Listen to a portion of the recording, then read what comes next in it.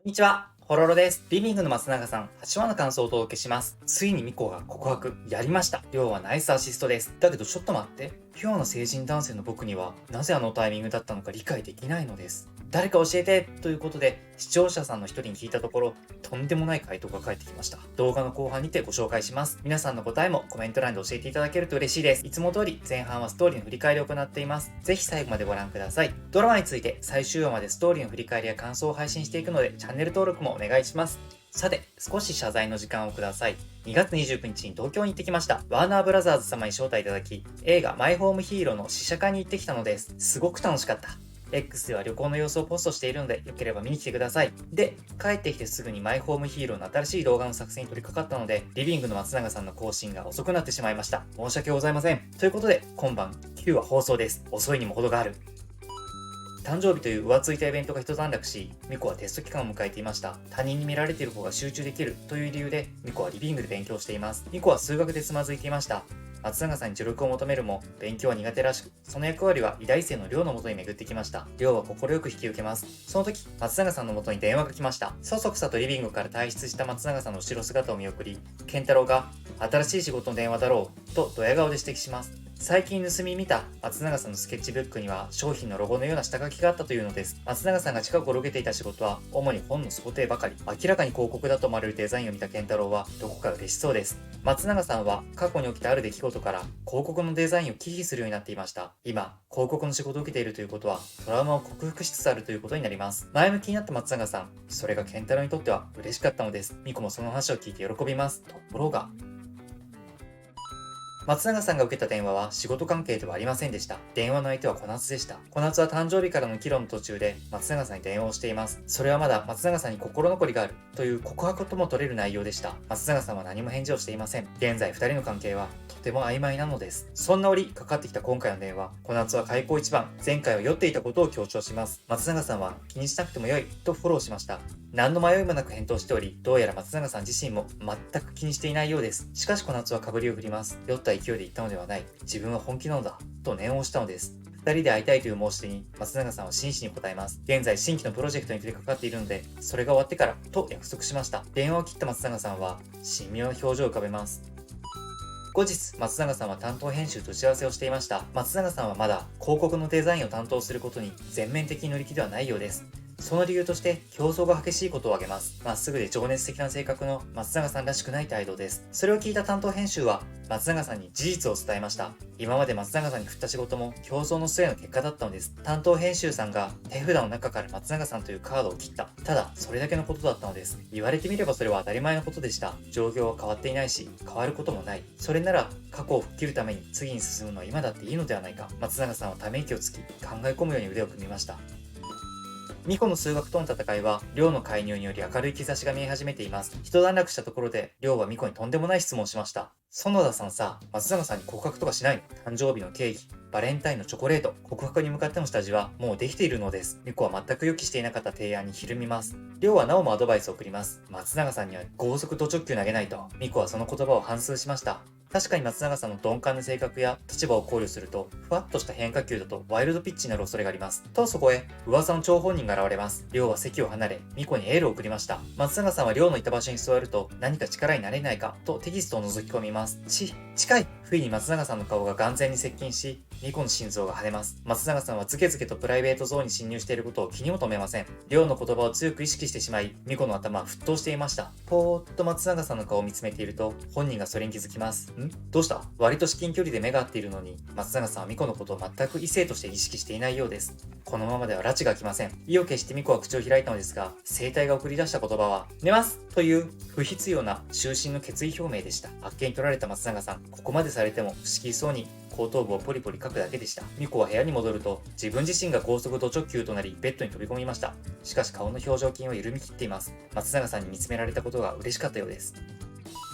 翌日ミコは軽快な調子で小夏に話しかけました。6話の時のように話を聞いてもらうつもりなのです。しかし小夏もまた話したいことがあると言いました。話の優先順位をお互いに譲り合った末に小夏が先に話すことになりました。それは宣言でした。私、純のことがまだ好きだったみたい。7話でミコは嘘をついています。自分の意中の相手は松永さんではない。ということを小夏は遠慮なく松永さんへの恋心を再燃させることができ、そしてそれをミコに剛速ド直球で伝えたのでした。つまりこれはライバルへの宣戦布告ではありません。小夏も一度は松永さんに対して思うことは何もないとミコに話していたので、それを訂正しておきたかっただけでした。小夏は自分の気持ちを伝えるつもりだと言います。ミコはショックを受け、自分が話す機会を放棄しました。小夏が土俵に上がったことで、ミコはすっかり気の抜けた風船のようになってしまいました。私なんて叶わないよな。昇進しているミコに何も気づいていない松永さんが晩ご飯の用意が整ったと声をかけます。今日はみんなで鍋を囲むようです。ミコ、松永さん、りょう、朝子さんが食卓に着きました。茜も家にいましたが、鍋パーティーには参加しません。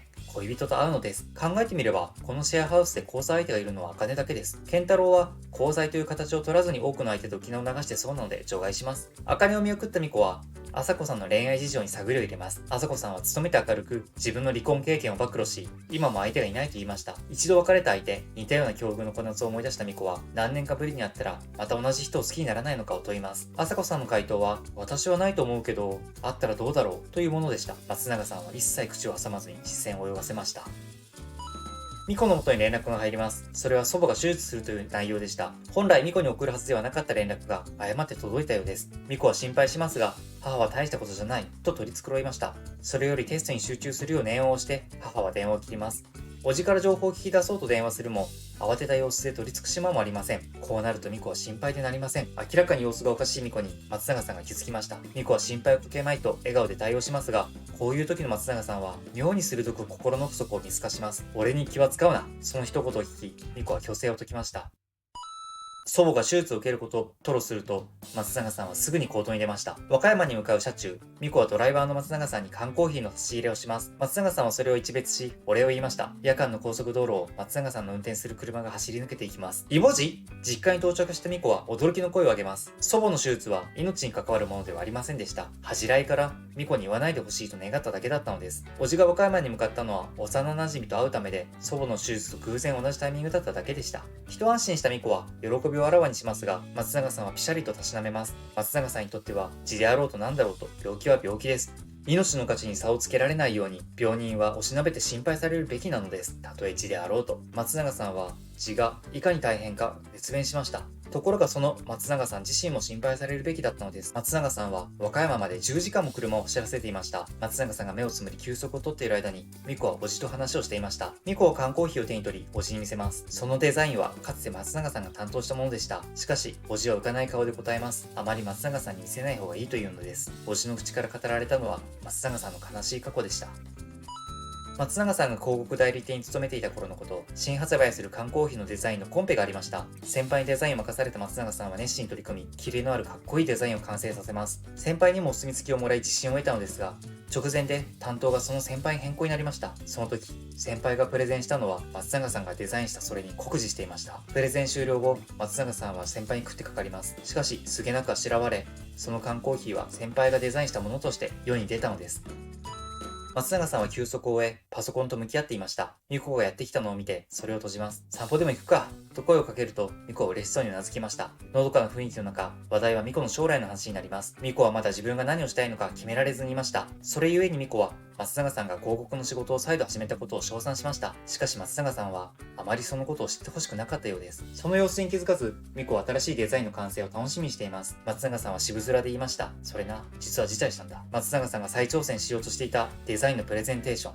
その開催日はなんと今日だったのです。松永さんは自分の将来を犠牲にしてミコのために行動していました。ミコの方が大事だと思ったから。状況が状況でなければミコにとってこれほど嬉しい言葉はなかったでしょう。しかしミコは涙を流します。慌てて松永さんは近づき、ミコの涙を指で拭き取ります。松永さん、もっと自分のこと大事にしてください。ミコは松永さんのことを大事に思っているがゆえに自分のことも気にかけてほしかったのです。そして流れるように流されるようにミコは言いました。私、松永さんのことが好き。